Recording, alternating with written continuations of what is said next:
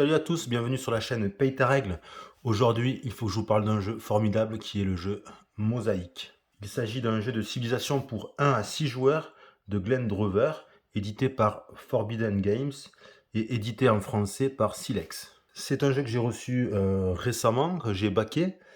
C'est un jeu que j'ai adoré, j'ai déjà fait plusieurs parties, qui combine plusieurs mécaniques qui sont super bien mixées ensemble, puisqu'on va retrouver du contrôle de territoire. On va essayer d'avoir la majorité dans différentes régions à travers une lutte d'influence et on va obtenir cette influence avec ses cités, ses villages et ses troupes. C'est également un jeu de gestion de ressources puisqu'on va avoir besoin d'une grande quantité de ressources pour pouvoir effectuer les différentes actions du jeu. Mais ce n'est pas un jeu dans lequel on souffre de la pénurie de ressources. Au contraire, on peut en avoir un assez grand nombre, mais tout l'enjeu va être de savoir comment les utiliser. Et puis, c'est essentiellement un jeu de collection d'ensemble de cartes, un peu comme on peut le retrouver dans Terraforming Mars ou dans Ark Nova. C'est un jeu à grand déploiement, mais en même temps qui sait rester simple dans ses mécaniques, mais profond dans sa jouabilité. Je commencerai par présenter la mise en place, puis ensuite je vous expliquerai les règles du jeu à travers les actions que peut faire un joueur pendant son tour de jeu. Mais avant de commencer, un petit point sur le matériel, parce que le matériel dans l'édition Colossus, il est vraiment splendide, il est magnifique. Donc on a par exemple ici là, des boîtes de rangement, on a des jetons de ressources de bois. Alors par exemple, hop, ici ça c'est la nourriture. Alors pour la nourriture on a deux types de jetons en fait, et ça va être ça pour l'ensemble des ressources. Pour la nourriture, on a ici ces petits jetons qui représentent une nourriture, et ici c'est 5 nourritures.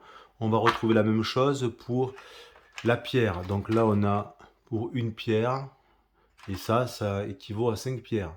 Et enfin, l'autre type de ressource, c'est les idées. Une idée, c'est un petit parchemin, et puis 5 idées, c'est un livre. Donc ça, c'est bien pensé, c'est vraiment chouette, ça apporte une belle présence sur table. On a également dans l'édition Colossus les pièces en métal. Alors on a, et en plus là vraiment elles sont vraiment chouettes ces pièces en métal. Là on a des pièces de 1, on a la valeur numérique sur les pièces, c'est pas toujours le cas.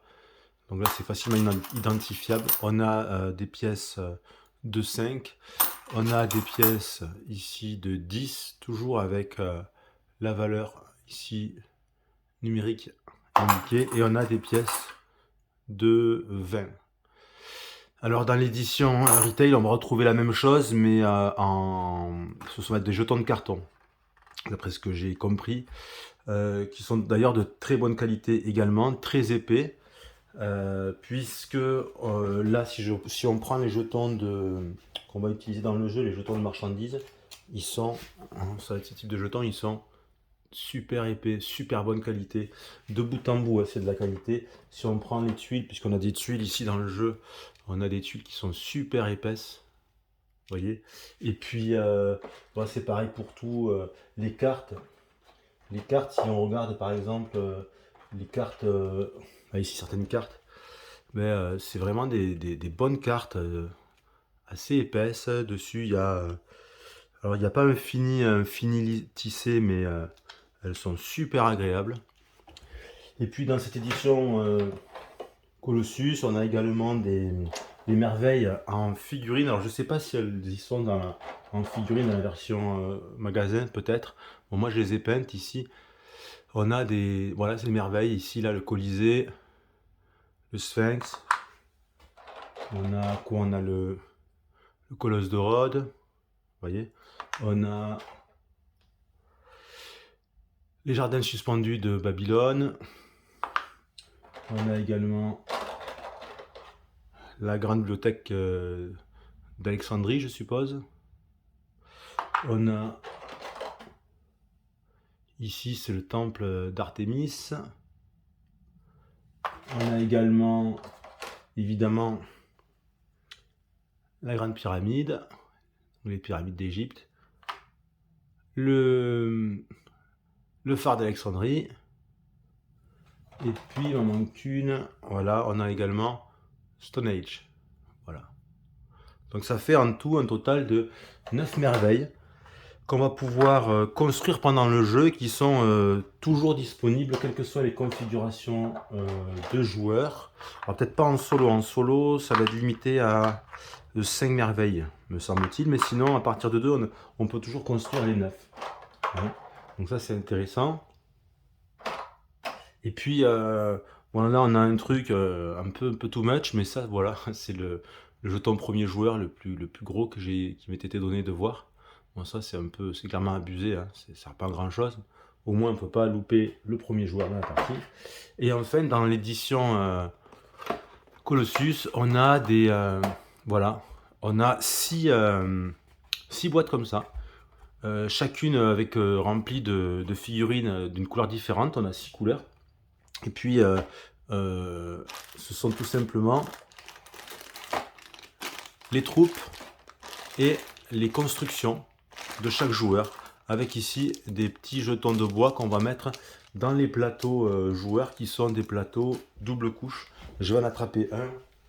Alors je vais essayer de prendre justement celui des Égyptiens pour garder la même couleur ici. Donc ça c'est l'Égypte, c'est écrit ici. C'est la couleur jaune. Alors ça, il n'y a pas d'asymétrie de ce point de vue là, c'est-à-dire que quel que soit le plateau que je vais prendre, c'est exactement la même chose. Il va y avoir un petit peu d'asymétrie, ou du moins de points de départ différents. Vous verrez comment on fait quand j'expliquerai tout à l'heure la mise en place. Mais toujours est-il que voilà, on a des plateaux de double couche. On va pouvoir placer ces petits cubes de bois ici. Et sur le plateau, quand on va mettre des troupes ou des constructions, dans cette version Colossus, ça va être des figurines de plastique. Sinon, c'est tout simplement des hexagones de carton. Alors, je vais vous montrer un petit peu ce qu'on va trouver que ce soit dans la version Colossus ou dans la version magasin, que ce soit donc des figurines de plastique ou des tokens en carton. On va trouver des choses qui sont importantes. Il va y avoir des cités. Donc ça, c'est les cités. C'est important, c'est ce qui va valoir 2 points d'influence, mais je reviendrai en détail dessus tout à l'heure. On va avoir des cités également, mais qu'on va appeler portuaires. Vous voyez, c'est des ports, tout simplement. On reconnaît aux petits navires et aux phares.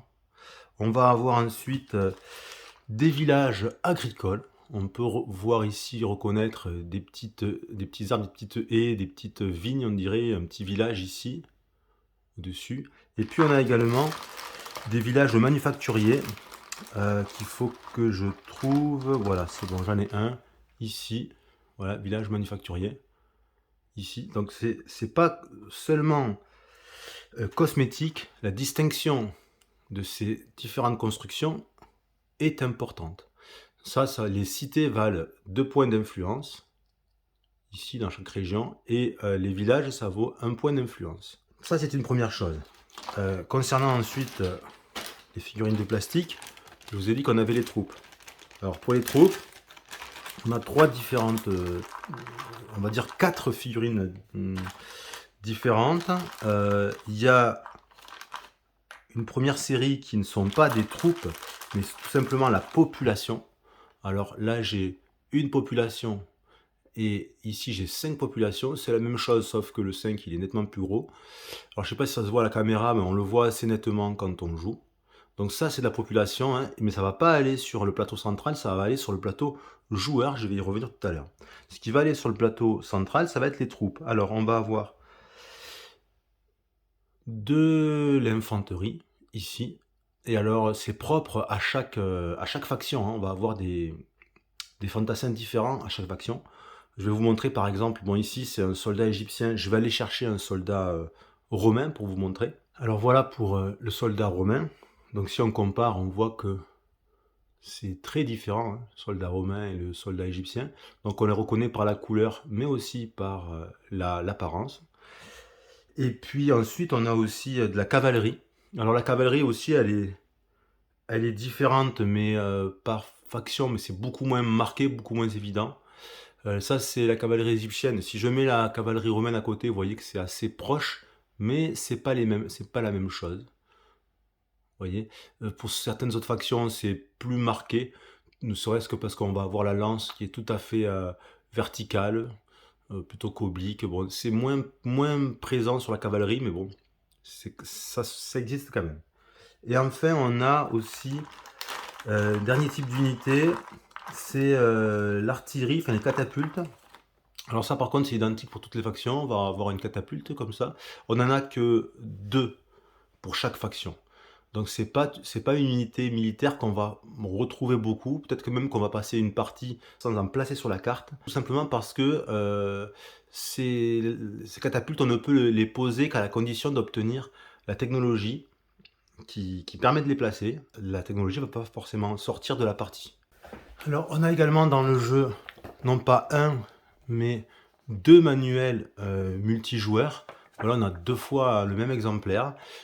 Pourquoi? Je sais pas, je suppose que c'est pour... comme il n'y a pas d'aide de jeu, alors entendons-nous bien, il n'y a pas d'aide de jeu pour le récapitulatif des actions, sinon il y a une aide de jeu. Hein. Mais donc ça permet d'avoir autour de la table 2 manuels qui traînent et puis de pouvoir regarder au dos pour voir la liste des actions disponibles. On a également un manuel de jeu dédié pour le solo, où on a une IA, un bot qui est Aerobotus, avec des règles spécifiques, et avec non pas un deck d'IA, mais 2. On y reviendra dans une prochaine vidéo, certainement. Et on a, je disais tout à l'heure, il n'y a pas d'aide de jeu. Alors, il n'y a pas d'aide de jeu pour dénommer les 8 actions différentes, pour avoir un petit résumé, mais par contre, on a une super aide de jeu. Ça, c'est vraiment génial, vous voyez. Ça se plie, ça se déplie comme ça. Vous voyez, recto, verso. Alors, ça a l'air comme ça, je vais reculer un petit peu, ça a l'air comme ça impressionnant, mais en fait, c'est très très bien fait et c'est très utile. Donc, par exemple, ici, si on est pendant le jeu, voilà, j'aimerais savoir, construire une merveille, mais je sais pas trop les merveilles, ce qu'elles font. Laquelle pourrait m'intéresser? Eh bien, plutôt que de prendre plaquette par plaquette, voilà, il existe 3 fiches de jeu comme ça qu'on peut distribuer autour de la table. Je peux regarder, voilà, j'ai un petit tableau, ça m'explique le Colisée, comment je gagne des points, est-ce qu'il y a des conditions spéciales ou est-ce qu'il apporte quelque chose en plus. Tout ça, ça m'explique. Les types de gouvernement, tous sont expliqués ici dans un tableau récapitulatif très très simple avec les prérequis, les coûts, ce que ça accorde. Et au dos, on va retrouver la même chose avec les âges d'or, avec enfin, tout ce qui est utile. Je le trouve ici, voilà, pour le scoring, comment est-ce qu'on marque des points en fin de partie, pendant la partie éventuellement. Donc des aides de jeu, vraiment, c'est super, quoi. On aimerait bien retrouver ça dans d'autres jeux. Enfin, on a un autre petit plateau. Alors, son utilité ne me... J'ai fait là plusieurs parties, j'ai dû faire une 7 parties, 7 ou 8 parties. Alors son utilité ne me saute pas franchement aux yeux, hein, c'est pour marquer des points, mais enfin on a bien mieux que ça pour marquer des points, puisque on a des fiches de score qui sont très très bien faites, vous voyez, qui sont super bien faites. Pendant le jeu, on n'a pas souvent l'occasion de marquer des points. Il existe, on peut parfois marquer des points de façon, on appelle ça de façon immédiate, mais c'est assez rare, et à ce moment-là, je pense que c'est la seule utilité de ce plateau, ici, là. Bon, on peut aussi ranger des cartes ici, les cartes succès de civilisation, âge d'or, merveille, donc on va le glisser sur un des côtés, ici par exemple. Mais moi, après plusieurs parties, souvent, ce dont on se sert, c'est de ça. Comment? Ben, tout simplement, si je dois marquer des points immédiatement, qu'il y a une carte qui me fait marquer des points immédiatement, je peux les scorer ici. Si jamais on provoque un scoring pendant la partie, parce qu'il y a des scorings qui vont qui vont se déclencher pendant la partie, on appelle ça les suprématies impériales, on peut les noter ici.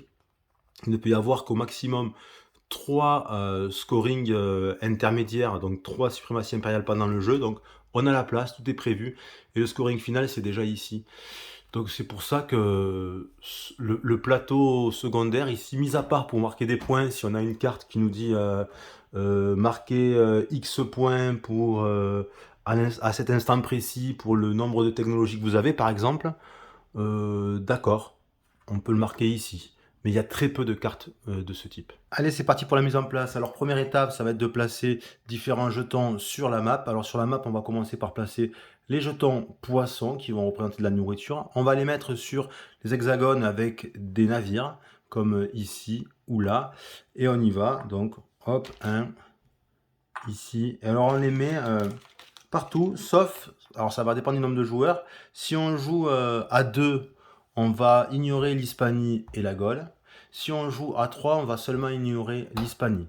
Sinon, on les met partout ailleurs. Donc moi, je vais partir pour une mise en place 2 joueurs, hein, de façon à pas trop m'étaler, parce que là, c'est quand même un jeu d'envergure qui prend énormément de place.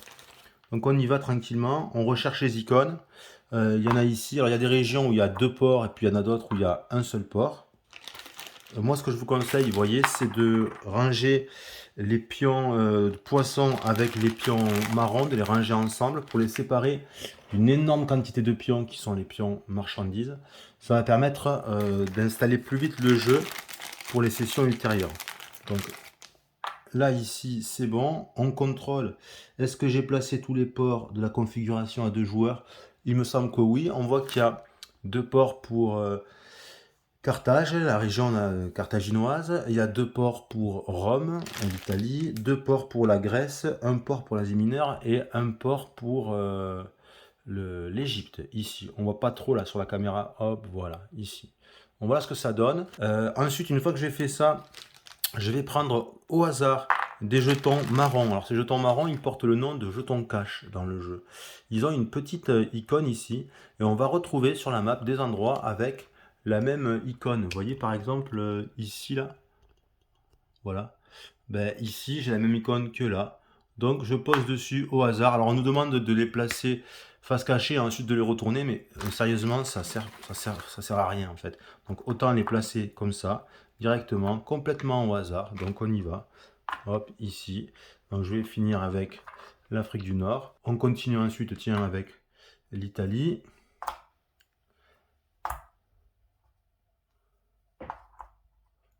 La Grèce. Donc je prends complètement au hasard, hein. Je ne fais pas attention aux jetons que je prends. Du moment qu'ils sont marrons, c'est bon. Donc d'où l'idée de faire un petit sachet de jetons cash. Hop. Là, hop, on y va. Ici. Là. Décidément, il y a beaucoup d'idées. On a un petit peu de nourriture ici. Voilà ce que ça peut donner ici, mais on n'a pas terminé. On va maintenant placer des jetons marchandises. Alors vous voyez, il y a un énorme stock là de jetons de marchandises. Il y a tout ça ici, tout ça. Donc il y en a énormément. On va prendre au hasard et on va les mettre sur tous les hexagones restants. Donc on y va, on prend complètement au hasard et c'est parti. Mais il y a une chose qui est quand même à savoir. Donc pareil là, on nous dit de les placer face cachée et de les retourner une fois que c'est terminé. Bon, moi je trouve que ça sert strictement à rien. Donc on peut les placer directement comme ça. On y va. Et il y a une chose qui est importante, c'est que nous dit bien dans la règle que on doit placer ces jetons marchandises sur des hexagones qui sont complets, c'est-à-dire où on voit les 6 côtés de l'hexagone. Par exemple, si je zoome un peu ici, vous verrez que voilà, cet hexagone, il est presque complet, mais il n'a pas de 6e côté. Donc on va rien placer là-dessus. Celui-ci encore moins. Vous voyez? Alors il y a des fois, c'est un peu, on se pose la question. Voilà, par exemple ici. Ici, vous voyez, bon, ben, 1, 2, 3, 4, 5, il n'est pas tout à fait fini, et 6, il y est aussi, mais pas tout à fait fini. Donc moi, je pose quand même ici. Voilà. Donc on continue comme ça pendant un petit moment, du coup. Donc vous voyez que c'est une mise en place qui est relativement longue, mais bon, ça se fait quand même bien. Et là, je vais couper la vidéo pour vous revenir une fois que c'est fait. Voilà, donc une fois que c'est fait, ça donne ça. Vous voyez, tout est recouvert, sauf les hexagones inachevés. Une petite question aussi qui a pu surgir sur Internet, c'est qu'est-ce qu'on fait quand on a des hexagones où il y a plusieurs couleurs dessus? À qui est-ce qu'ils appartiennent? À quelle région ils appartiennent? Ou par exemple, si je joue ici à 2 joueurs, voilà, si je regarde ici cet hexagone, est-ce qu'il compte ou pas, puisque j'ai un peu de l'Italie et beaucoup de la Gaule? Eh bien en fait, c'est la couleur qui est majoritaire qui l'emporte. Donc comme il y a beaucoup plus de territoire Gaule que de territoire Italie, ben, on ne le met pas en jeu. Ici, par exemple aussi, pour compter les majorités aussi, ça peut être intéressant. À qui à quelle région appartient cet hexagone. Hop, je vois qu'il y a du jaune, un peu du violet. Bon, mais vous avez compris le principe, ça appartient au violet. Alors que ici, ça appartient à jaune, c'est-à-dire à l'Égypte. Et là, c'est à la Syrie. Quand on en est rendu à ce point, eh bien, il faut enlever du jeu tous les jetons marchandises vides, sans rien, avec une croix, comme ici. Donc, on va tout retirer, ce qui va faire que à chaque partie, la disposition des ressources va changer et on va avoir des régions plus riches que d'autres. Voilà ce que ça peut donner quand on a retiré tous les jetons marchandises vides avec une croix. On passe ensuite à la mise en place des plateaux joueurs. Donc là, je vais donner l'exemple uniquement pour un des deux joueurs. On prend déjà le petit paquet de cubes qu'on a. On va en placer 5 ici sur la pierre 0, nourriture à 0, idée à 0, impôt sur 0 et taxe sur 0, comme ceci. Les autres petits cubes, on les met à côté ou on les met ici, là, en haut. Et ensuite, on part avec 5 populations qu'on va mettre ici sur population. Voilà, donc tous les joueurs partent avec 5 populations. Ensuite, on va séparer des cartes technologie, les cartes de technologie de départ. Pour les reconnaître, on voit qu'elles ont un S, elles ont tout un S. Donc je les mélange, on les mélange bien. Et on va en distribuer 5 à chaque joueur. Donc pour le joueur égyptien, donc un pour ce joueur, un pour l'autre, etc. Donc 3, 4, 5. Donc voilà ce que ça donne. Ces 5 technologies, ces 5 populations et la position pour la production de ressources ici sur 0. Après avoir choisi le premier joueur de façon aléatoire, on va distribuer des fiches conseillées en commençant par le dernier joueur, puis en remontant dans l'ordre horaire inverse. Donc on a le choix parmi 9 conseillers. Donc il y a le scribe, prêtresse, magistrat, ingénieur, etc. Donc mettons que l'Égyptien choisisse de prendre le philosophe, il met sa carte de conseiller à côté. Ça va lui donner un point de départ, donc certaines choses au départ, des ressources, cartes technologie, des villes, tout un tas de choses. Une fois qu'on a distribué les cartes technologie à tous les joueurs de départ, on va mélanger ces cartes de départ restantes avec les autres cartes technologie qui ne sont pas de départ, qui n'ont pas de S. Donc on fait un gros mélange de cartes. Une fois qu'on a bien mélangé les cartes, on va faire 3 tas. 3 tas de taille à peu près identique. Voilà. Et la carte suprématie impériale du paquet technologie, on va la placer correctement. Comment? Ça dépend du nombre de joueurs. Si on joue à 2 joueurs, on va la placer dans le paquet du centre. À 2 et 3 joueurs. Si on joue à 4 joueurs, 5 joueurs ou 6 joueurs, on la place ici, dans le bas, dans ce qui va être le bas du paquet technologie. Donc là, comme c'est une mise en place de joueurs, je vais la mettre dans le paquet du milieu. Ces cartes suprématie impériale sont super importantes puisque c'est une des conditions de fin du jeu. À partir du moment où pendant le jeu on pioche la 3e carte de suprématie impériale, ça annonce la fin du jeu. On termine le tour de jeu, puis on fait un nouveau tour de jeu et c'est la fin du jeu. Et c'est ce qui va déclencher, ce que je montrais tout à l'heure dans la feuille de scoring, c'est ce qui déclenche les scorings intermédiaires. Donc on mélange bien. Et dans une partie 2 ou 3 joueurs, c'est le paquet du milieu. Donc paquet du bas, paquet du milieu, je mets par-dessus. Et le paquet du dessus, encore par-dessus. Ce qui veut dire que la carte de suprématie impériale qui va déclencher le scoring est quelque part vers le milieu du paquet. Mais on ne sait pas où. Une fois que tout est bien mélangé, je vais positionner le paquet de cartes technologie au bon endroit sur le plateau de jeu, puisque ce qui est bien, c'est que dans ce jeu, il y a une place pour tout. Donc là, pour le paquet technologie, c'est ici. Et puis je dévoile les 5 premières cartes technologie du paquet qui vont être disponibles à l'achat. Donc on a ici, vous voyez, une première rivière de cartes. Ensuite, je vais faire la même chose avec le paquet construction. Pour le paquet construction, on a également une carte de suprématie impériale, puisqu'on va en retrouver une dans chaque paquet. Il y en a 4 en tout. 4 paquets, 4 suprématies impériales. Donc je mélange bien. Là, il n'y a pas d'histoire de mélanger avec les cartes de départ, puisqu'il n'y a pas de. C'est pas des cartes de technologie, c'est des cartes construction. Je fais 2 piles à peu près identiques. Voilà, comme ceci.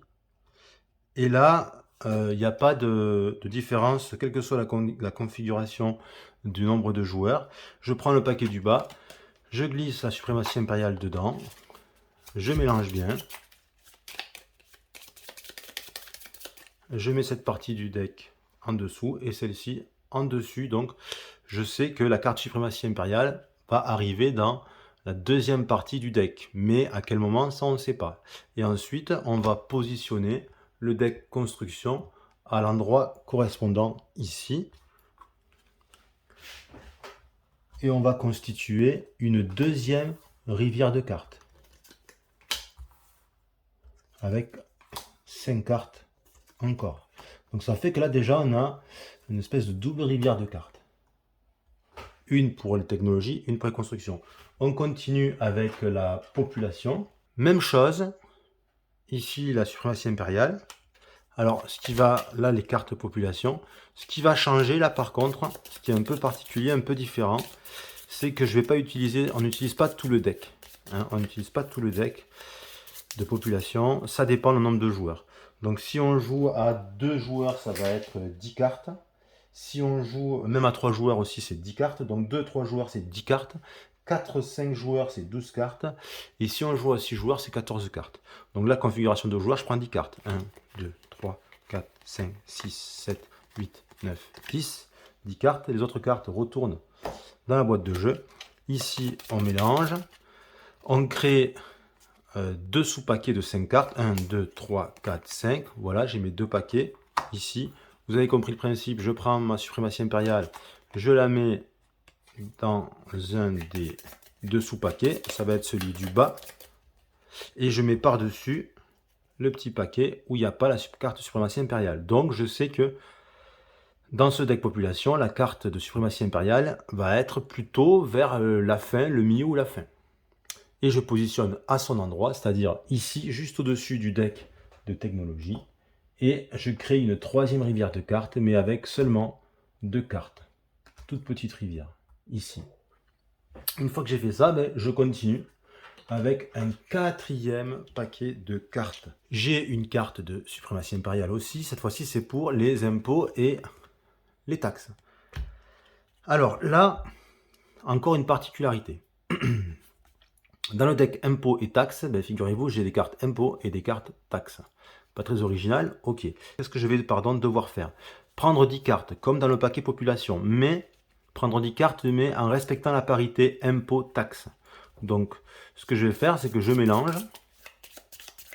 Et sans trop regarder, je prends une carte impôts, donc 1, les impôts 1, pardon, 1, 2, 3, là c'est pour les taxes, ici taxes, et là c'est impôts, donc 4, 2, ça c'est bien impôts, 3, 4, 5, 5. Donc si j'ai bien fait les choses, je me retrouve avec que des taxes ici, 5, et là, que des impôts, 5. Je prends les paquets, je vais les mélanger. Il faut essayer de faire en sorte que voilà, ça soit bien mélangé. Hein. Voilà. On mélange. Et ensuite, on fait la même technique que pour le paquet population. On va prendre 5 cartes, 3, 4, 5. Je fais 2 paquets de 5 cartes en fait, 2 sous-paquets. Dans le paquet du bas, je vais glisser la carte suprématie impériale. Hop, je mélange. Et puis, je mets par-dessus le sous-paquet où il n'y a pas la carte suprématie impériale. Donc là, pareil, la carte suprématie impériale va arriver dans un second temps. Et je place ce deck à l'endroit indiqué sur le plateau, c'est-à-dire, cette fois-ci, c'est ici en bas à gauche. Et je fais encore une mini-rivière de 2 cartes. Donc là, j'ai une carte impôt qui sort. Et là, une carte taxe. Alors, une fois que j'ai fait ça, c'est pas tout à fait terminé. Je vais devoir placer les différents paquets de tuiles. Alors ces différents paquets de tuiles, ils sont au nombre de 4. Alors je vous les positionne ici. On a les gouvernements, on a les merveilles, on a les âges d'or et on a les succès de civilisation. Ok. Donc les gouvernements, c'est assez facile. Hop, je fais un petit peu de place. Je les prends tous et puis je vais les mettre à l'emplacement indiqué, c'est-à-dire juste sous nos yeux ici, à l'emplacement gouvernement. Voilà, en bas au milieu. Concernant les 3 autres paquets de tuiles, il y a une petite manipulation à faire avec le paquet succès de civilisation. On a 15 succès de civilisation, en fait il faut en prendre 9. Donc il faut mélanger et on en prend 9. 1, 2, 3, 4, 5, 6, 7, 8, 9. Les autres vont dans la boîte. Et avant de les placer sur le plateau, une chose importante, puisque ces 3 paquets de tuiles sont l'autre condition de fin de jeu. Si on vide 2 des 3 piles de tuiles, c'est aussi annonciateur de la fin du jeu. On finit le tour et on fait un autre tour et c'est terminé, on passe au scoring final. Il y a donc 2 façons dans ce jeu de parvenir à la fin de la partie, soit en piochant 3 cartes de suprématie impériale, soit en vidant 2 piles de tuiles parmi les 3, c'est-à-dire merveille, âge d'or, succès de civilisation, pas gouvernement. Où est-ce qu'on met ces paquets? Eh bien, on va les positionner tout en haut à droite sur le plateau là, de scoring qui ne servait pas à grand chose. Ici, mais la succès de civilisation et l'âge d'or, ici, vous voyez, tout empilé. Mais moi, ce que je vous conseille pour une première partie, c'est pas de faire ça. Alors, c'est pas de faire ça pour les succès de civilisation. Pour les âges d'or et pour les merveilles, on peut. On peut les mettre dans un coin, c'est pas trop gênant. Empiler. Pourquoi c'est pas trop gênant? Parce que on a les aides de jeu que j'évoquais tout à l'heure. Ce qui signifie que si par exemple je vois ce que m'apporte la grande pyramide, plutôt que de venir ici de lire ou de chercher parce qu'elle n'est pas dessus et dessous, j'ai avec l'aide de jeu, ce que je disais tout à l'heure, voilà, ici, à merveille, voilà, je peux voir d'un seul coup d'œil ce que font toutes les merveilles. Par contre, là où c'est un peu enquiquinant, c'est pour les succès de civilisation. Il vaut mieux quand on commence, fait même à toutes les parties, les étaler en quelque part. Donc sur un côté du jeu, pourquoi? Parce que on n'a que 9 sur 15. Donc oui, ils sont rappelés dans l'aide de jeu, les succès de civilisation. Ils sont rappelés ici, vous voyez. Mais on ne sait pas lesquels sont en jeu et lesquels sont hors jeu. C'est ça un peu le petit souci de tous ces entassés. Donc moi, ce que je vous conseillerais, c'est de les mettre étalés de façon à ce que chaque joueur y ait accès et puisse savoir ce qui est en jeu, ce qui n'est pas en jeu. Une fois que c'est fait, la mise en place n'est pas tout à fait terminée puisque on va procéder à un draft de cartes technologie. Tout à l'heure, rappelez-vous, pour le joueur jaune, je lui ai distribué 5 cartes technologie. Donc pour le deuxième joueur, ça va être, puisque c'est une configuration de joueurs, ça va être la même chose. Et bien en fait, ce qu'on va faire maintenant, c'est que chaque joueur va choisir une seule carte. Par exemple, celui-ci va prendre cette carte et il va l'avoir pour lui définitivement. Et il va passer les 4 autres à l'autre joueur, à son partenaire. Et l'autre partenaire va faire de même. Donc c'est un draft qui se met en place, ce qui signifie que les 5 cartes technologie de départ, c'est pas celles qu'on va avoir en réalité. Ok? Ça, c'est plutôt bien pensé. Alors ces cartes technologie, vous voyez, elles font un peu penser à des jeux comme Terraforming Mars ou comme Ark Nova, puisqu'on a un système de badge. Ça marche un petit peu pareil. Donc ici, vous voyez, cette carte, elle me permet d'obtenir 10 pièces et elle me donne ces 3 badges. Ici, cette carte, il y a une condition pour pouvoir la poser, cette technologie. La condition, c'est que j'ai un badge violet. Et à ce moment-là, je pourrais poser cette carte, profiter de son pouvoir qui est ici, et obtenir les badges indiqués ici. Donc on a tout un tas de... Bon là, je n'ai que 5, hein, mais il y a des cartes qui, vous voyez, donnent 5 idées, un petit badge violet, et 3 points de victoire à la fin du jeu. Certaines n'ont pas de points de victoire. Avant-dernière étape de la mise en place, c'est le placement de la première cité pour chaque joueur. Donc en commençant par le premier joueur, chacun va placer une cité à l'endroit qu'il veut, où il veut. Donc c'est pas parce que je suis jaune que je suis obligé de mettre en Égypte, hein, ça n'a rien à voir. Donc où je veux. Donc où je veux, Évidemment, le plus judicieux, ça va être de se placer sur un jeton, puisqu'on gagne le jeton sur lequel on place sa cité. Donc c'est là où il va y avoir une différence entre les jetons cash, marron, comme par exemple celui-ci, et les jetons blancs qui sont des jetons, ou même bleus, qui sont des jetons de marchandises. Donc je peux me placer où je veux, mais il y a un mais, pas sur les poissons, pas sur les ports, puisque c'est seuls les cités portuaires et certaines merveilles que l'on peut placer sur ces points-là. Donc mettons que le premier joueur... Alors, si le premier joueur se place sur un jeton cash, c'est-à-dire un jeton marron, par exemple ici,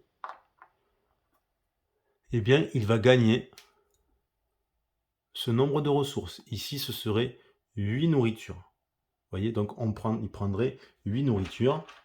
Donc 5 et 3, 8. Donc il prendrait immédiatement ça. Voilà ce que ce serait. Mais si le joueur se place sur, non pas ici, mais sur un jeton de marchandise, c'est-à-dire gris clair, par exemple, je sais pas, celui-ci, eh bien, il s'y positionne. Et ça, c'est une marchandise qu'il va venir placer sur son plateau de jeu. Ici, vous voyez que sur le plateau de jeu, on a des emplacements circulaires en creux. Eh bien, on va les positionner. On va positionner le jeton marchandise ici. Et tous les jetons marchandises que je vais obtenir, je vais les placer ici. Qu'est-ce qu'on entend par jeton marchandise? Ce sont tous les jetons gris-blanc ainsi que les jetons bleus. En faisant attention à une chose, c'est que si jamais je gagne un autre jeton de vache, je ne vais pas le positionner ici, je vais l'empiler sur la vache. Les emplacements, c'est un emplacement par marchandise différente.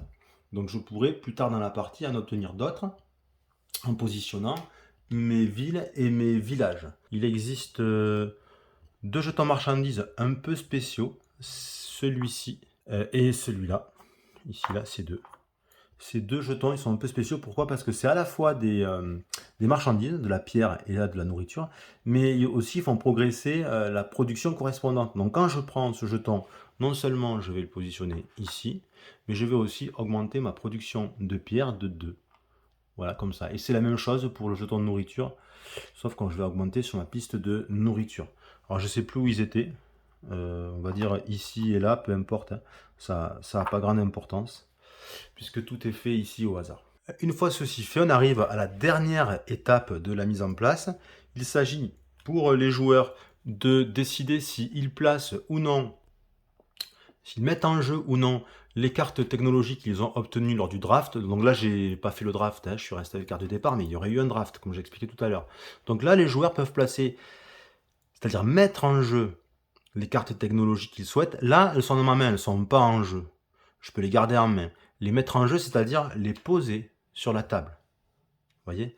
Donc pour les poser, ben, je pose ce que je veux, sauf ben, je ne peux pas poser celles pour lesquelles je ne remplis pas la condition. Par exemple, celle-ci, si j'avais pas le théâtre, je ne pourrais pas remplir la condition, donc je ne pourrais pas la placer. Mais là, j'ai le théâtre. Donc je peux positionner tout si je veux. Je peux positionner absolument toutes les cartes d'un coup. Mais peut-être qu'il y a des cartes qui sont importantes. C'est plus judicieux plutôt de les placer plus tard. Par exemple, il y a des cartes qui me disent gagner une production de pierre par, je sais pas moi, par quoi, par exemple, par badge orange que vous possédez. Donc évidemment, si j'ai un badge orange ou 0, c'est pas intéressant. Vous voyez.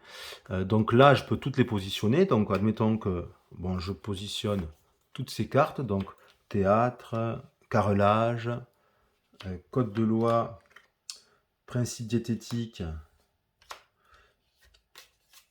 village d'artisans. Donc tout ça ici, je positionne tout ça. Voilà à quoi ça peut ressembler ici. On va les positionner un peu comme à Terraforming Mars. Vous voyez, de façon à laisser apparaître les badges. Et puis ensuite, on va prendre tous les bénéfices. Donc quels bénéfices? Les bénéfices apportés par mon leader. Donc on me dit au début de la partie une technologie gratuite. Ça veut dire que je vais piocher au hasard dans la pile la première carte. ici. Donc ça va être la tradition orale. Si je peux la poser, ben, je la pose. Si j'ai pas envie de la poser, ben, je la pose pas, hein. C'est un mélange de choix et d'obligations. Donc là, j'ai tout intérêt à la poser puisque c'est trois productions d'idées immédiatement. Donc je la joue également. On me dit que je gagne 10 idées et 10 pièces. Donc je prends les idées dans les ressources. J'ai 10 idées. Je prends 10 pièces. 10 pièces. Ensuite, on me dit 8 productions d'idées. Que vous voyez. Donc production d'idées, c'est ici. Même système que Terraforming Mars, il y a les gains et il y a la production. Donc 8 idées ici. 3 productions, une seule de votre choix, sauf pour les idées. Vous voyez, c'est assez clair. Donc je peux augmenter une seule production de plus 3, mais pas les idées. Donc je vais peut-être par exemple prendre la pierre. Je me mets sur 3, ici. Et ensuite les gains des cartes. Alors on me dit 3 en production d'idées. Donc je regagne 3. Donc ça fait 1, 2, 3, je passe à 11. Donc je passe à 11, je prends les cubes que j'avais placés au-dessus pour l'indiquer. Voilà. Ensuite, 5 idées. Donc vous voyez là, ça c'est pas de la production, c'est 5 idées.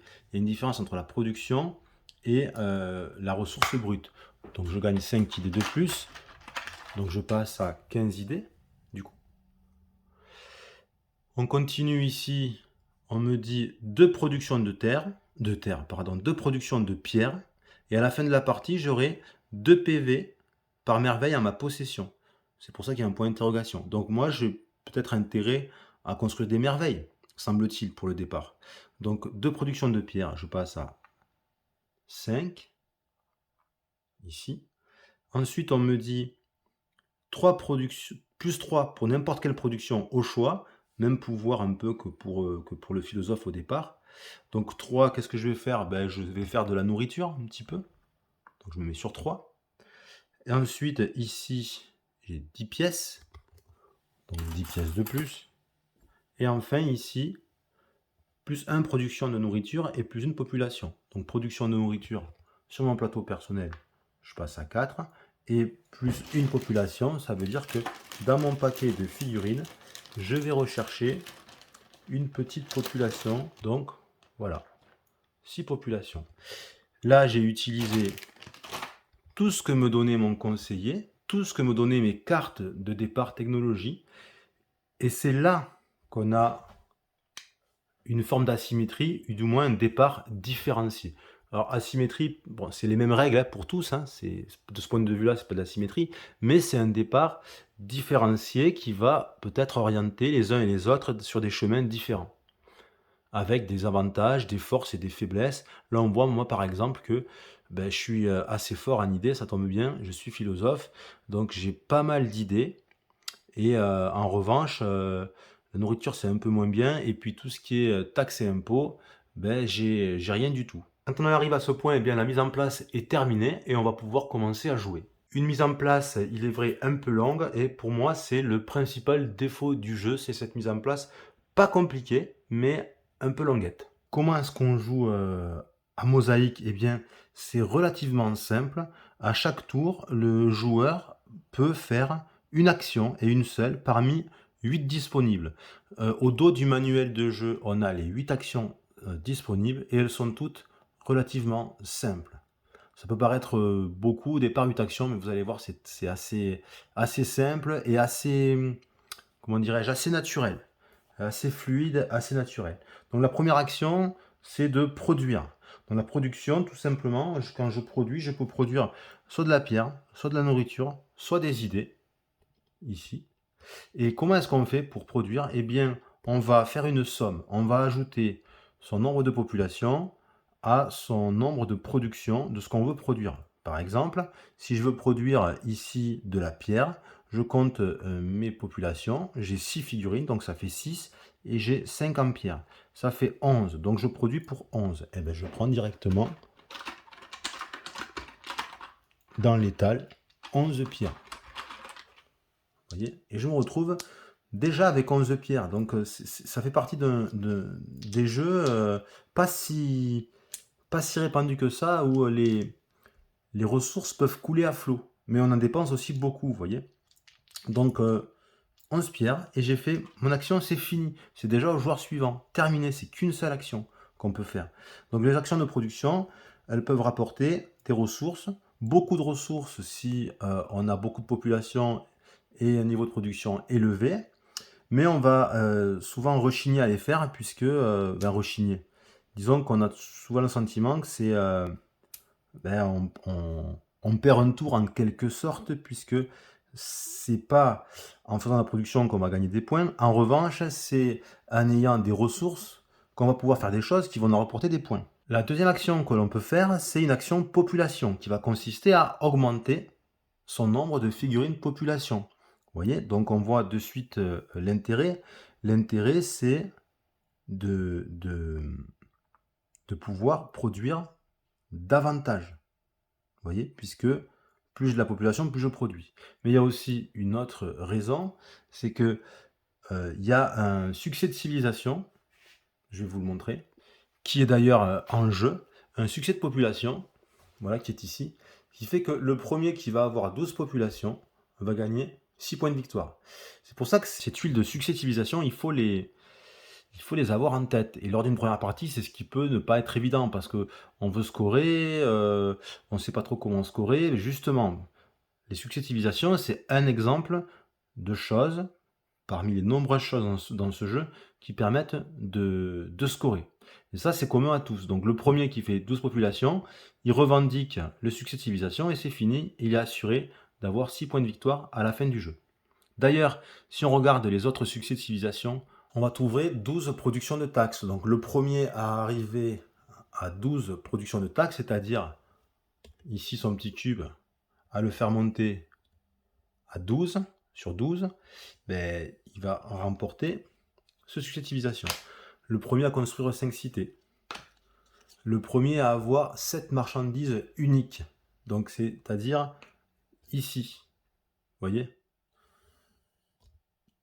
Le premier à avoir construit 6 unités militaires. Le premier à être arrivé à 12 productions d'impôts. Même mécanique que pour les taxes, mais c'est la rangée, la ligne qui est juste au-dessus. C'est 6 points également. Ensuite, ici, c'est au moins un symbole de pilier de civilisation de chaque type. C'est quoi? C'est les badges, un peu comme à Terraforming Mars. Ce que je disais tout à l'heure. Ici, par exemple, si on regarde mon plan de jeu sur mes cartes et technologies, on voit que j'ai 1, 2, 3, 4, 5, 6, 7, 8. J'ai déjà, si je dis pas de bêtises, 8 badges. Donc vous voyez, mon départ là, je suis pas loin déjà de faire le succès de civilisation ici, puisqu'il en faut un de chaque type, et il y en a 9 en tout dans le jeu. Ensuite, on a ici le succès de civilisation de domination. Donc il faut avoir la domination, là dans une partie à 2 joueurs sur 4 régions, ça veut dire qu'il faut être la personne qui à un moment dans la partie a le plus d'influence dans 4 régions. Donc l'influence, on la détermine par, pour chaque région, c'est quoi? Ben, c'est tout simplement les zones de différentes couleurs. Donc ici, l'Afrique du Nord, l'Italie, la Grèce, la Syrie et l'Égypte. Ben voilà, donc l'influence, c'est tout simplement 2 points d'influence par cité, qu'elle soit portuaire ou pas, 1 point d'influence par village, quels que soient les villages, qu'ils soient agricoles ou manufacturiers, et 1 point d'influence par unité militaire. Voilà, donc si il y a une personne qui arrive à avoir, un des 2 joueurs, à contrôler 4 régions, il gagne le succès de civilisation. Et enfin, le dernier qu'on a pioché, c'est la production d'idées, ici. Donc le premier est arrivé à 15 productions d'idées, et moi, vous voyez que je suis déjà à 11. Donc je suis pas loin. Donc ça veut dire que dans ce début de partie, il y a 2 succès de civilisation qui me tendent les bras, disons, qui sont vraiment à ma portée. Donc si je reviens sur mon action de population, parce que la première c'était production, la seconde, la deuxième population, ça consiste tout simplement à aller voir ici la rivière de cartes population qui est constituée de 2 cartes, à en choisir une des 2, à payer et à gagner la population correspondante. Par exemple, si je choisis celle-ci, je paye 12 nourritures et je gagne 2 figurines population de plus. Ici c'est moins cher, puisque je dois payer que 5 nourritures pour gagner une seule population. Si je choisis celle-ci, bon là je peux pas parce que moi j'ai aucune nourriture. Donc imaginons que j'ai la nourriture, je prends, je résous de suite ce qui est écrit et ensuite on jette la carte, elle sort du jeu et on met la prochaine carte qui est ici. Si jamais il advenait qu'il n'y ait plus de cartes population dans le deck, tout simplement on pourra toujours quand même créer de la population. On va appliquer ce qui est imprimé sur le board. La troisième action que l'on peut faire, c'est une action de construction. Alors je vais pouvoir construire une cité, un village ou un grand projet. Pour voir les coûts de construction, il faut se rapprocher de la rivière de carte ici de construction. On a ici les coûts. Donc une cité, qu'elle soit classique ou portuaire, ça va me coûter 4 pierres et 2 populations que je vais perdre donc de mon stock ici.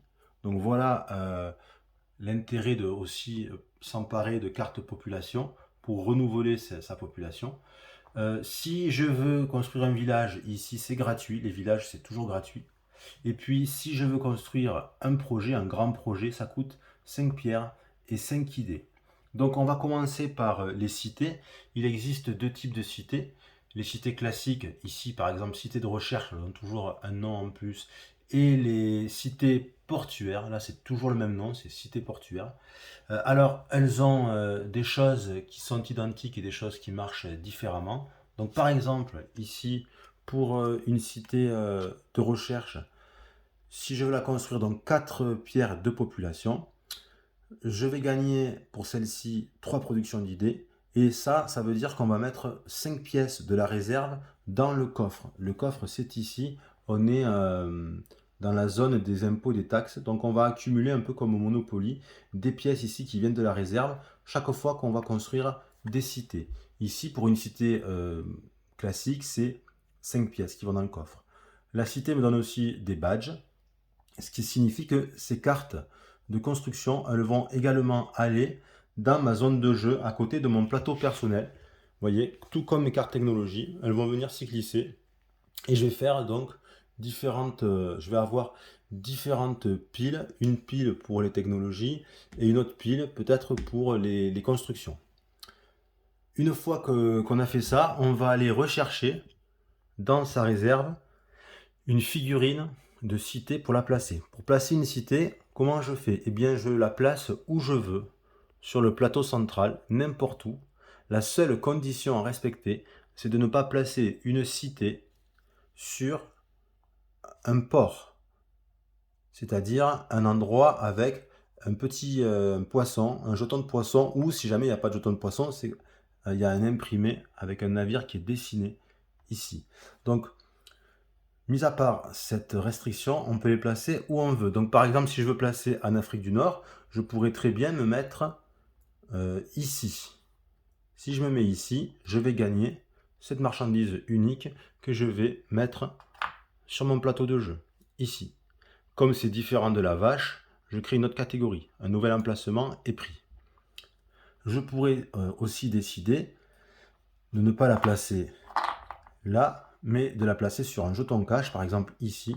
Et là, je gagnerai immédiatement 15 pièces. Et puis ce jeton retournerait dans la boîte de jeu. Mais moi, je vais décider de la mettre ici. Donc, la marchandise unique va sur mon plateau de jeu. Une cité classique rapporte 2 points d'influence dans la région dans laquelle elle est placée. Donc ici, le joueur égyptien a maintenant 2 points d'influence en Afrique du Nord. On peut également construire une cité portuaire. Alors, on prend la carte de cité portuaire. Les cités portuaires fonctionnent toutes de la même façon, c'est-à-dire qu'on gagne systématiquement 10 pièces de la réserve et on va placer 10 pièces de la réserve dans le coffre, ici. On va également gagner des badges au bas de la carte, ici, et on va placer cette carte dans son aire de jeu, ici, pour signifier les cités que l'on possède. Ensuite, on va prendre la figurine de la cité et on va la placer où? Eh bien, dans n'importe quelle région, comme les cités normales, mais cette fois-ci, impérativement, sur un port, c'est-à-dire un endroit où il y a un navire imprimé et qui est éventuellement recouvert d'un jeton poisson. Donc par exemple, pour cette cité, imaginons que je vais aussi la placer en Afrique du Nord. Je peux par exemple la mettre ici ou là. Si je décide de la mettre là, je la pose et je gagne ce jeton. Ce jeton de pêche est un petit peu particulier puisqu'il fonctionne à la fois comme une marchandise unique, mais aussi comme un gain de production de ressources. Donc ce jeton poisson, c'est comme une marchandise unique. Je le mets donc dans ma réserve de marchandises uniques. J'ai donc 3 marchandises uniques différentes maintenant. Mais comme il y a un plus 3, ça signifie que je vais augmenter ma production de nourriture de 3. La cité portuaire, tout comme une cité classique, coûte 4 en pierre et 2 populations et rapporte 2 points d'influence dans la région dans laquelle elle se trouve. Concernant les villages maintenant, on a 2 types de villages. On va avoir les villages agricoles et les villages manufacturiers. Alors d'abord ici, les villages agricoles. Bon, les deux sont gratuits. Donc quand je les prends de la rivière de Cartes là-bas, je n'ai rien à payer. Les villages agricoles, ils fonctionnent tous de la même façon, c'est tous les mêmes. On gagne 5 nourritures. On gagne plus 1 de production de nourriture et ils nous font gagner un badge jaune agricole. Donc je vais les poser aussi dans mon plan de jeu. Et puis je vais, sur le plateau, placer la figurine de village agricole à un endroit particulier. Alors c'est pas aussi souple que pour les cités. Là, il faut que ça soit placé adjacent à une cité que je possède. Donc par exemple, ici, je vais pouvoir positionner ce village. Je pourrais très bien le positionner ici, mais c'est dommage puisque il n'y a rien à gagner. Alors que si je le positionne là, par exemple, je vais gagner 6 nourritures. Si je le positionne ici, je vais gagner ces minerais de cuivre, comme ceci. Donc admettons que je le positionne ici. Je suis adjacent à une cité, je gagne une nouvelle fois une marchandise unique que je vais placer dans ma réserve de marchandises uniques. Je suis maintenant à 4 marchandises uniques. Ça, c'est pour les villages agricoles. Et puis enfin, il y a également les villages manufacturiers qui sont ici. Alors, les cartes sont de ce type. Ils font gagner 5 pièces. Ils font gagner plus 1 en production de taxes. Et ensuite, ils proposent ici 3 marchandises uniques. Si on arrive à obtenir ces 3 marchandises uniques dans son plateau personnel à la fin du jeu, on a 5 points. Donc là, par exemple, pour le moment, ici, on voit que par rapport à ce qu'il faudrait que je fasse, j'ai seulement les épices. Il me manque le parfum et le tissu. Donc je vais essayer de travailler pour obtenir les 2 autres. Il existe des villages qui proposent, il y a plusieurs villages qui ont la même combinaison, mais il existe des villages qui proposent d'autres combinaisons. En revanche, on a toujours les mêmes récompenses duo, ça sera toujours 5 pièces et une production de taxes. Voilà, seule la combinaison ici peut éventuellement changer. Donc on peut accumuler plusieurs villages manufacturiers et marquer comme ça 15, 20, 25 points dans une partie. Une fois qu'on a pris ce village, la carte, on la garde, évidemment, toujours dans le plan de jeu, dans son espace individuel, et on va placer le village manufacturier. C'est la même règle que pour les villages agricoles. Ça doit être placé adjacent à une cité que l'on possède, mais pas adjacent à un village qu'on possède. Par exemple, ça veut dire que je peux poser ici, là, mais pas ici, parce que là, à cet endroit, ce qui est adjacent, c'est le village. C'est pas une des 2 cités. Ok, donc si par exemple je place ce village ici, je gagne 6 nourritures, pardon. Et ça va dans la boîte de jeu. Alors ici, on voit que mon influence a grandi, puisque en Afrique du Nord, j'ai 2 influences par cité et une influence par village. Donc j'ai 2, 4, 5, 6. Ça va être pareil dans chaque région, on peut comme ça calculer son influence. Donc là, pour vous montrer, j'ai uniquement fait en Afrique du Nord. Le joueur égyptien a donc 6 influences en Afrique du Nord. Qu'est-ce que ça fait? Eh bien, si on déclenche une phase de scoring intermédiaire, on va calculer les points. Alors, quand est-ce? Eh bien, quand on va sortir d'un des decks, c'est-à-dire que ce soit le deck technologie, le deck population, le deck construction ou le deck taxes et impôts, quand on va sortir une carte de domination impériale, le joueur qui est en train de jouer finit son tour et ensuite on va procéder à une phase de scoring. Donc on va regarder pour chacune des régions qui a le plus d'influence. Là par exemple, Si on regarde l'Afrique du Nord, bien c'est le jaune, il est tout seul, donc forcément c'est lui qui a le plus d'influence. On dit qu'il domine la région, il domine avec une influence de 6. Comment ça se passe? Eh bien, celui qui a le plus d'influence va marquer 3 points plus 1 point par cité et merveille présente dans la région. Donc là, ça serait 3, 4, 5. Le joueur égyptien marque 5 points pour l'Afrique du Nord. Et on continuerait comme ça pour toutes les régions qui sont en jeu. Celui qui arrive en deuxième position, ah ben tiens, là j'avais vu aussi, là vous voyez, si je suis ici, que je suis le seul à avoir cette cité, je remarquerai 3 plus 1, 4 points.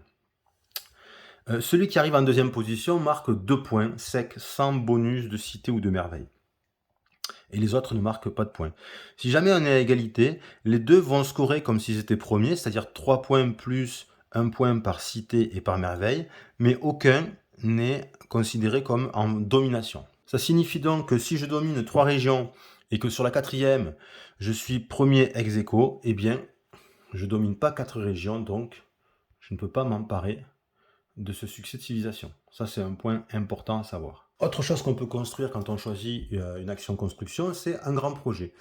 Donc les grands projets se présentent tous sous cette forme. Il y a écrit grand projet et puis ensuite le nom spécifique du grand projet. Et tous proposent de scorer de la même façon, c'est-à-dire à la fin de la partie, un PV par une certaine couleur de badge. La seule chose qui va changer, c'est la couleur du badge. Sinon, c'est la même chose. Donc là, c'est un point à la fin de la partie, un point par badge noir. Donc par exemple, imaginons que je prenne ce projet, ce grand projet, il m'en coûterait déjà 5 pierres et 5 idées, c'est noté sur le plateau là où je le montrais tout à l'heure, et puis on va peut-être, ici pour l'exemple, s'amuser à calculer. Donc si on est à la fin du jeu, je vais regarder un point par badge noir. Je vais faire le tour, peut-être que je vais un peu dézoomer. Voilà, alors ici, j'ai combien de badges noirs? J'en ai 1, 2, 3. Donc ce sont des badges administratifs. Donc ça me ferait ici 3 points à la fin du jeu. Évidemment, si on part là-dessus, on va essayer d'avoir plus que 3 badges de cette couleur-là pour scorer un maximum à la fin du jeu. Et je peux comme ça accumuler différents projets qui vont chaque fois m'accorder un point par catégorie pour une catégorie de badge, couleur de badge précise. Alors dans ce jeu, dès qu'on s'empare d'une carte, à la fin de son tour, on remplit la rivière, mais on ne fait pas défiler les cartes. Donc on va combler. Donc là, moi, pour l'exemple, j'ai vidé complètement la rivière, évidemment, mais dans le jeu, c'est pas possible. On prend une seule carte à la fois. Donc là, imaginons que ça s'est fait au fur et à mesure. Donc il faut toujours qu'un joueur commence avec une rivière pleine, sauf si on a épuisé un deck. Et là, il y a un point qui est important, qui peut être un peu troublant quand on fait une première partie, et c'est super important de le savoir, c'est que on peut toujours on peut toujours construire une cité ou un village. On peut toujours le faire, même si il y en a pas dans l'offre de cartes. À ce moment-là, je paye, je prends pas de carte, je place ma cité et puis c'est tout. Donc souvent en fait on le fait pas, on évite de le faire, mais on peut avoir besoin de le faire dans certaines conditions. Par exemple, je ne sais pas moi, ici, je veux absolument m'emparer de cette marchandise unique parce qu'elle est super importante, parce que j'ai plusieurs villages manufacturiers qui, qui ont besoin de ce vin. Et imaginons que c'est la seule et unique ressource de vin qu'il y a sur tout le plateau de jeu. Et puis j'ai peur que le joueur suivant s'en empare pour m'embêter. Je peux pas construire gratuitement de village parce que, enfin, je pourrais le faire, mais je pourrais pas le placer ici parce que j'ai pas de cité qui est adjacente. Ça, c'est un village. Donc là, je peux être contraint de construire une cité, mais admettons que sur l'offre, il n'y ait pas de cité. Et en plus, il n'y a pas de cité. Donc c'est le cas ici. Je construis quand même une cité. Je paye 4 pierres, je perds 2 populations, je prends ma cité dans ma réserve et je la pose au bon endroit et je ramasse cette ressource unique. Mais j'aurais pas eu d'avantage procuré par la carte une carte cité que j'aurais choisie dans la rivière. C'est la même chose pour les cités portuaires et c'est la même chose pour les villages, quels qu'ils soient. La quatrième action est une action de merveille. Il s'agit de construire une merveille. Pour construire une merveille, tout m'est expliqué là aussi sur le plateau de jeu, ici. Une merveille coûte, la première du moins coûte 20 pierres et 5 nourritures. Et les suivantes vont chaque fois coûter 5 pierres et 5 nourritures de plus. Donc la deuxième va coûter 25 pierres et 10 nourritures. Puis ensuite la troisième ça va être 30 pierres et 15 nourritures, etc., etc. Pour construire donc une merveille, si j'ai les ressources, bien je les dépense et ensuite je peux choisir la merveille à construire. Donc je vais regarder dans l'aide de jeu ou sur les plaquettes laquelle m'intéresse. Et en fonction de celle que je choisis, je vais prendre la figurine qui correspond et je vais gagner la plaquette. Donc par exemple, la grande pyramide d'Égypte, ici, elle rapporte 12 points de victoire, mais il y a une condition, c'est que je ne peux la construire que dans une région avec au moins 3 cités. Ça veut dire que ici, en Afrique du Nord, là où je suis bien développé, je ne pourrais pas la construire parce que j'ai 2 cités, 2 villages, il faut 3 cités. Cette merveille, les jardins suspendus de Babylone, va rapporter 3 points par cité adjacente autour d'elle, et à la fin du jeu, un petit bonus, j'ai moins 3 troubles. Les troubles, c'est des points négatifs qu'on obtient à la fin du jeu. Et bien, ça va m'enlever des points négatifs. Donc, c'est toujours intéressant. Si je choisis, par exemple, de construire les jardins suspendus, donc je paye, et que ce soit ma première merveille, je paye 20 pierres et 5 nourritures, et je place dans une région où je possède au moins une cité. Donc, il faut que j'ai une cité. Et donc là, je pourrais construire uniquement en Afrique du Nord ou en Grèce. Celle-ci, jardin suspendu, je vois que c'est 3 points par cité adjacente. Donc il serait judicieux, par exemple, de la placer plutôt ici, puisque ici, j'aurai déjà 2 cités adjacentes, elle vaut déjà 6 points. Mais en revanche, c'est une zone vide, ça veut dire que je ne peux pas m'emparer du pion qu'il y a dessus, puisqu'il n'y en a pas. Si je la mets ici, je vais m'emparer de ce jeton cash, mais j'ai qu'une cité qui est adjacente. Donc ce serait moins intéressant au niveau du scoring final de cette merveille. Je peux tout à fait décider de la mettre ici, très loin de mes cités où elles sont, pour différentes raisons, ou parce que c'est une autre merveille qui score différemment. Donc c'est où je veux dans une région où j'ai au moins une cité. A noter également qu'il y a deux merveilles qui sont un petit peu particulières dans leur placement. Il s'agit du phare d'Alexandrie et du colosse de Rhodes, mais c'est tout à fait logique. Comme c'est des installations portuaires, eh bien, on ne peut les placer que sur des ports, c'est-à-dire les endroits où il y a un navire dessiné avec le plus souvent un poisson, un jeton poisson dessus. Donc si je veux par exemple placer celle-ci, eh bien, toujours pareil dans ma région de l'Afrique du Nord, je vais la mettre ici, une fois que j'ai payé, et puis le jeton poisson, je le gagne. Je vais le mettre ici. J'ai déjà un jeton poisson. Donc je vais augmenter ma production de nourriture de 3 encore. Mais je ne mets pas d'un nouvel emplacement. Je vais l'empiler parce que j'ai déjà ce type de marchandise unique. Et le phare d'Alexandrie, comment il score? Eh bien on me dit 1 point par marchandise unique dans mon entrepôt. Donc ça veut dire ici.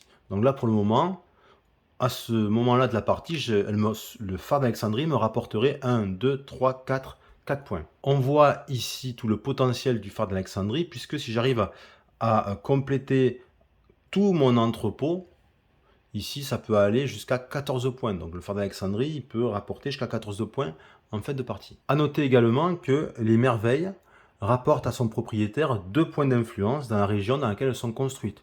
Donc ici le joueur égyptien aurait maintenant 2, 4, 6, 7, 8 influences.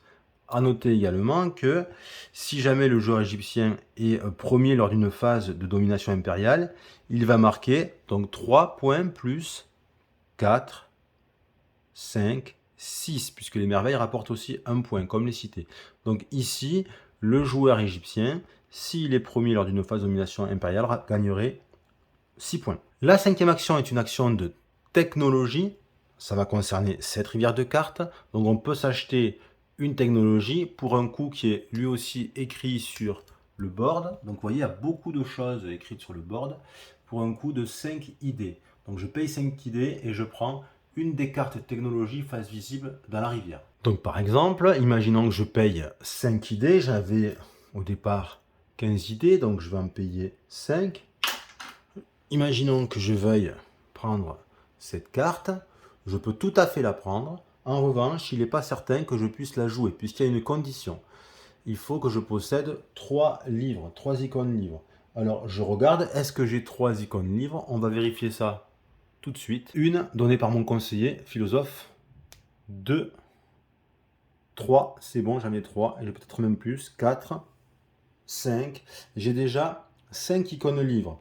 Donc, je peux placer cette carte, technologie, et on va voir un petit peu ce qu'elle m'apporte. Cette carte technologie m'apporte plus 4 en production d'idées. Et puis, elle est un petit peu particulière, il n'y a pas beaucoup de cartes comme ça. Elle va me permettre de scorer immédiatement. Donc, je vais gagner un point de victoire par carte technologie en ma possession sur un maximum de 10 cartes. Donc, maximum 10 points. Donc, si je compte mes cartes technologie, j'ai ici 1, 2, 3, 4, 5, 6, plus celle-là, ça fait 7. Donc, je vais marquer 7 points. Je ne compte pas ces cartes. Pourquoi? Parce que ce sont des cartes construction et non des cartes technologie. Et puis, en plaçant cette carte, je me remarque que j'ai 6 badges sciences avec des livres 1, 2, 3, 4, 5 et 6. Qu'est-ce que ça fait? Eh bien, ça me permet de gagner un âge d'or. L'âge d'or des sciences. Ici, vous remarquez, il y a une petite icône de livre x6, ça veut dire qu'on gagne cet âge d'or des sciences dès qu'on a le premier joueur qui a 6 badges de sciences. À la fin du jeu, je vais marquer 6 points et ça me fait gagner un bonus qui me permet d'augmenter de 3 ma production d'idées. Production d'idées qui augmente de 3, ça fait que ici, je passe à... J'étais à 11, ça me fait 12, 13, 14. Je suis à presque à 15. Et je crois qu'à 15, il me semble qu'il y a un succès de civilisation. Donc vous voyez, on peut faire des combos comme ça. Cet âge d'or me permet d'augmenter ma production d'idées jusqu'à 14. Si je parviens à arriver à 15, je vais aussi gagner ce succès de civilisation. Donc il y a tout un système de combos à déclencher au bon moment pour essayer de gagner un maximum de points de victoire. Ce qu'il y a de pratique et d'intuitif avec les âges d'or, c'est que là aussi, vous voyez, ils fonctionnent tous de la même façon. C'est que pour chacun des 9 piliers, c'est-à-dire des 9 types de badges, c'est exactement la même chose. Il faut en avoir 6. La seule chose qui va changer, c'est le bonus accordé. Par exemple, ici, pour l'âge d'or des héros, pour les badges rouges, ce qui va changer, c'est que voilà, là, je vais recruter gratuitement des unités militaires. Si par exemple, c'est pour le badge vert de population, je gagne immédiatement plus de population. Donc, chaque âge d'or vaut 6 points, s'obtient de la même façon ces 6 badges identiques d'une couleur spécifique, mais apporte un bonus spécifique qui est différent. Quand on a fini son action, on n'oublie pas de compléter la rivière. On peut même le faire immédiatement dès qu'on s'empare de la carte. Sixième action, l'action impôts et taxes, et ça va se passer en bas du plateau, à cet endroit ici en bas à gauche. Alors c'est une action qui sert à gagner de l'argent. Et l'argent dans ce jeu, à quoi ça sert? Puisque je n'ai toujours pas expliqué, eh bien c'est une ressource très importante, même si ce n'est pas considéré à part entière comme une ressource, puisque les ressources proprement dites, ce sont les idées, la nourriture et la pierre. L'argent, c'est super important parce que ça va vous apporter de la souplesse dans votre jeu, puisque c'est comme un joker, ça permet de remplacer n'importe quelle ressource, mais au coût de 1 pour 2. C'est-à-dire que si j'ai besoin de 5 idées pour m'acheter une carte technologie, je peux, si je ne les ai pas, remplacer par 10 pièces. Vous voyez, 10 pièces égale 5 idées, égale 5 nourritures, égale 5 pierres. La seule chose que ne remplace pas l'argent, c'est la population. Quand par exemple je construis une cité qu'il me faut 4 pierres et 2 populations, les 4 pierres, je pourrais les remplacer par 8 pièces, mais la population, c'est la population. Je ne peux rien faire. On ne remplace pas ça. Bien, donc une action impôt-taxe, en quoi ça consiste? Eh bien, ça consiste à choisir une des deux cartes qui sont présentes ici. Là, j'ai le choix, mais des fois, j'ai pas le choix. Donc, si je choisis par exemple une carte taxe, je vais gagner de l'argent selon le modèle des taxes. Si c'est une carte impôt, je vais gagner de l'argent selon le modèle impôt. Mais toujours, avant de choisir une carte, ce qu'il y a de super, c'est que je vais ramasser tout ce qu'il y a dans le coffre. Ici, dans le coffre, il y a 15 pièces. Pourquoi? Parce que dans mes exemples divers que j'ai précédemment expliqués, j'ai construit déjà une cité classique. Donc on met 5 pièces de la réserve dans le coffre. Et j'ai construit une cité portuaire là, tout en haut de l'écran. C'est toujours 10 pièces que l'on met dans le coffre de la réserve. Donc là, immédiatement, je m'empare des 15 pièces. Et puis, je vais choisir. Est-ce que je vais faire une taxe? Est-ce que je vais faire un impôt? Quel est le plus intéressant? Eh bien, ça dépend de mon jeu. Vous allez voir. Taxe. On me dit, et c'est pas toujours les mêmes, hein, il y a des cartes taxes plus ou moins intéressantes, et pareil pour les cartes impôts. Là, ça dit 2 fois marchandises uniques, plus cité, plus production de taxes. Qu'est-ce que ça veut dire? Ça veut dire que je vais gagner en argent 2 fois le nombre de mes marchandises uniques. Et j'en ai 4. Donc 4 fois 2, ça fait 8. Donc déjà, j'ai 8 pièces. Je vais gagner en plus en argent le nombre de mes cités. Donc 8 plus, j'ai 3 cités, ça fait 9, 10, 11. 11. Et mon montant de taxes. Taxes. Ici, j'avais construit tout à l'heure, là pour mes exemples, j'avais construit un village manufacturier. Donc ça aurait dû être sur 1. Voilà, donc j'ai 1 sur ma piste de taxes. Donc 2 fois mes marchandises, ça fait 8. Mes cités, 3, 9, 10, 11. Et ma valeur de production de taxes, ça fait 12. Donc là, je gagnerai immédiatement 12 pièces. Plus les pièces qu'il y avait dans le coffre, il y avait 15 pièces. Donc ça fait 27 pièces. Ça, c'est si je choisis la carte taxe. Et le problème, c'est qu'elle va me rapporter un trouble. C'est -1 à la fin du jeu. Si on regarde la carte impôt, si je choisis plutôt cette carte, la carte impôt. Ici, c'est un petit peu différent. En argent, je gagne ma population, plus mon nombre de badges administration, noir, plus ma production d'impôts. Donc ma population, ici, j'ai 6 de population. Donc 6 pièces, plus les badges noirs, j'en ai, si je compte, 1, 2, 3. Donc 3, ça fait 6, 7, 8, 9. Et ma production d'impôts, j'ai rien. Donc je resterai à 9. Donc on voit ici que ce qui est le plus intéressant pour moi, c'est tout simplement de choisir la carte taxe. D'autant plus que la carte impôt, étant donné ma configuration spécifique, est moins intéressante, mais en plus elle me rapporterait 2 troubles, c'est-à-dire 2 points négatifs à la fin du jeu. Donc ici le plus intéressant, c'est cette carte. Quand on choisit une carte, on la prend et on la garde pour pouvoir toujours penser à soustraire le nombre de troubles à la fin du jeu de ces points finaux.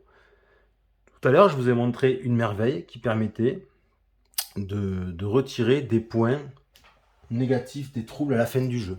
Ici, là, tout à l'heure, hop, vous voyez, les jardins suspendus, -3 troubles. Donc ça permettrait d'annuler ce trouble plus 2 autres troubles. Donc évidemment, dès que j'ai choisi, je complète, je mets une nouvelle carte, c'est à nouveau une taxe. Je garde la taxe choisie par devers moi et j'ai fini cette action. L'action suivante, la 7e action possible, est une action militaire. Et là aussi, elle est expliquée sur le plateau central. Une action militaire consiste à déplacer ses unités ou à recruter des unités militaires. Alors comme c'est écrit ici, c'est 5 pièces. Je dois dépenser 5 pièces par unité et je ne peux recruter qu'au maximum 2 unités par tour. Donc je peux dépenser 10 pièces pour créer 2 unités. Alors par exemple, je vais dépenser les 10 pièces que j'ai gagnées là parmi les 15 précédemment, enfin parmi les 27. Je vais dépenser 10 pièces, ça part dans la réserve et je vais choisir des unités. Alors un point qui n'est pas très clair dans les règles et après avoir fait plusieurs parties, on a opté pour une solution. Quand je construis, c'est pas très clair. On ne sait pas si on peut construire que de l'infanterie, que de la cavalerie, ou les deux. À la première partie, on a fait un peu comme on a voulu, un peu les deux. Et en fait, on s'est rendu compte que ça pouvait fortement avantager un conseiller qui est le général. Donc, on pense qu'en fait, quand on construit des unités, si j'en construis 2 par exemple, je choisis. C'est soit que de la cavalerie, soit que de l'infanterie. Nous, c'est comme ça qu'on a fait. Donc là, par exemple, je choisis de construire 2 infanteries. Ok, elles sont ici. Où est-ce que je les mets? Eh bien, je dois les mettre dans une région où je possède au moins une cité. Donc par exemple, ici, je pourrais les positionner. Et chaque unité me rapporte un point d'influence. Donc ici, vous voyez, le joueur jaune aurait comme point d'influence 2, 4, 6, 7, 8, 9, 10. Dans le même tour, je peux dépenser une pièce de monnaie pour déplacer une unité d'une région vers une région qui est adjacente. Donc là, par exemple, je viens de payer 10, je pourrais continuer à payer, mettons 2 pièces pour déplacer cette unité d'ici de l'Afrique du Nord à l'Italie, et puis une autre pièce pour faire de même, ici. Je peux parce que c'est adjacent, c'est considéré comme adjacent puisqu'il y a des hexagones qui communiquent. Par contre, l'Égypte et l'Afrique du Nord ne sont pas des régions qui sont adjacentes, donc je n'ai pas le droit de transvaser ici. De cette façon, vous voyez, j'ai pu amener des unités militaires dans une région où je n'ai pas de cité. Et ça m'assure 2 points d'influence. Donc voilà à quoi sert l'action militaire. Vous voyez, ça sert plutôt à obtenir des majorités. Il n'y a pas vraiment de guerre dans ce jeu. C'est pas un jeu d'affrontement. On ne se fait pas la guerre. Hein. C'est pas un jeu d'escarmouche. Mais il peut y avoir des choses qui ressemblent un petit peu, mais par le biais des cartes technologies. Par exemple, cette carte ici, qui est la carte lance, peut donner un léger sentiment d'affrontement, mais très léger. Vous voyez ici, si j'achète cette carte sur la rivière de cartes technologie, après avoir payé 5 idées, on me dit que lorsque je la joue, je vais déployer 2 unités d'infanterie dans une région de mon choix. Donc ça veut dire même dans une région où je n'ai pas de cité.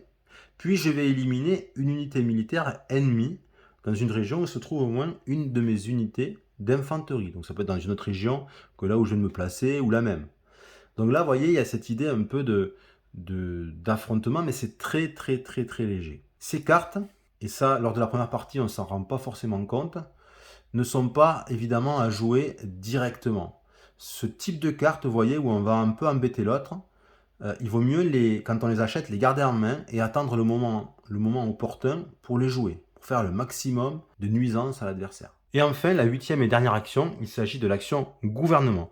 Alors, c'est l'action que je maîtrise, très simple, mais que je maîtrise le moins dans le jeu, puisque pour le moment, j'ai beaucoup de mal à parvenir à jouer cette action correctement. De quoi s'agit-il? Il s'agit en fait de choisir un mode de gouvernement, ici. Il y a des prérequis, donc les prérequis sont tous écrits ici, puis ils sont rappelés de toute façon sur l'aide de jeu. Donc il y a des prérequis, ici avoir 2 badges noirs, je les ai puisque j'en ai 3. Avoir un badge gris, un badge urbanisation, je l'ai aussi, j'en ai même plusieurs. Et puis il faut payer un coup, on paye en idée. Donc on choisit celui qu'on veut quand on fait une action gouvernement, celui qui nous intéresse. Et à quoi ça sert? Eh bien ça va nous apporter une façon de scorer supplémentaire à chaque phase de suprématie impériale. Donc les phases de suprématie impériale, je vous rappelle, c'est ces moments où lorsqu'on dévoile dans un des 4 paquets une carte de suprématie impériale, on va faire un scoring de domination, un scoring d'influence en fonction des majorités des uns et des autres dans chaque région. Eh bien, si j'ai cette carte, en plus de mon scoring là, de majorité, je vais gagner ici, on me dit, 1 point par cité en ma possession dans une seule région au choix. Donc je vais scorer davantage. Donc il en existe plusieurs pour scorer de façon diverses et variées. Mais ce qui est important, vous voyez, elles sont un peu à l'envers, à l'endroit. Quand on les prend, il faut les prendre dans ce sens-là quand on les achète, avec la flèche. Et pas comme ça, il faut les mettre dans le bon ordre. Pourquoi?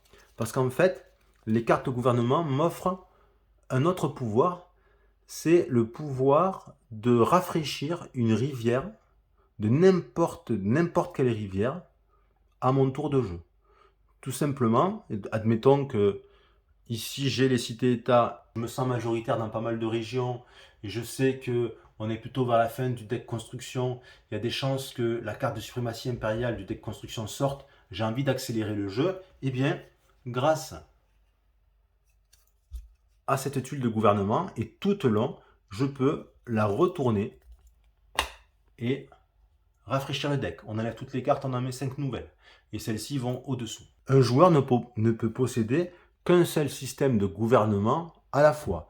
Donc si par exemple pendant le jeu j'ai eu les cités-états, ça m'a permis de scorer ou pas, peu importe, et puis que je trouve que c'est plus un système de gouvernement qui est adapté par rapport à mon jeu et que je veuille en prendre un autre, eh bien je peux tout à fait, je refais une action gouvernement, je choisis un nouveau système, par exemple ici la monarchie, et j'abandonne cité-état. Il va retourner dans l'emplacement gouvernement, il revient disponible pour les autres joueurs et moi je change de système de gouvernement en passant en monarchie. Là, ce qui va changer, vous voyez ici, on me dit tant que vous êtes en monarchie, plus 5 en production de nourriture et de pierres. Et pendant une phase de suprématie impériale, je marquerai 3 points de victoire par merveille en ma possession. Évidemment, il faut que je puisse, il faut que j'ai les prérequis et que je puisse payer le coup, sinon je ne peux pas.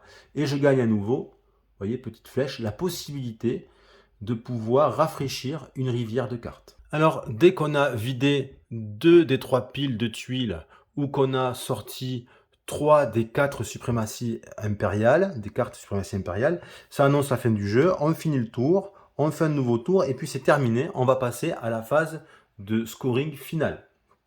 Ici, le scoring final, donc peut-être qu'on aura fait là, avant le scoring final, peut-être qu'on aura fait pendant la partie plusieurs phases de scoring de suprématie impériale, mais peut-être pas. Peut-être on aura fait qu'une ou deux. En tout cas, on va devoir compter, faire un comptage final. Donc, chaque joueur marquera 2 points par cité, 1 point par village. Ensuite, les joueurs vont additionner leurs tuiles âge d'or et leurs tuiles succès de civilisation. C'est facile à voir puisque c'est 6 points, chaque fois c'est 6 points, toutes valent le même nombre de points. Ensuite, les merveilles, là c'est un peu différent puisque chaque merveille a son propre système de scoring. Ensuite, les villages manufacturiers complétés, c'est combien je suis parvenu à faire là de 7 de marchandises uniques qu'on me demande pour les villages que je possède. Ensuite, les grands projets, c'est ici toujours la même chose. Un point par un certain type de badge de couleur. Les cartes technologie, j'ai des cartes technologie qui fonctionnent soit avec des points fixes. Alors des points fixes, par exemple, ici, ce que j'avais au début, ça me rapporte 3 points. Mais il y en a qui marchent un petit peu différemment, qui ressemblent un peu au grand projet. Là, ça me dit plus de points par merveille à ma possession. Vous voyez, on en a d'autres qui fonctionnent exactement comme les grands projets. Par exemple, sans doute doit-il exister une carte technologie qui va me rapporter 1 point par badge noir à la fin du jeu. Ensuite, on va noter les points négatifs, c'est le nombre de troubles total. Et puis, on a fini, on arrive à la fin du jeu et on voit qui est le gagnant. Voilà, on arrive à la fin de cette vidéo. J'espère que cela vous a plu et que cela aura pu vous aider à vous lancer dans cet excellent jeu qui est Mosaïque. Et moi, je vous dis à bientôt pour la présentation des règles solo et pour une partie solo. N'hésitez pas à poser des questions si vous en ressentez le besoin, si j'ai omis des choses, ça peut tout à fait arriver. Et puis, n'hésitez pas également à vous abonner pour pouvoir visionner de nouvelles vidéos. Sur ce, je vous dis bye bye.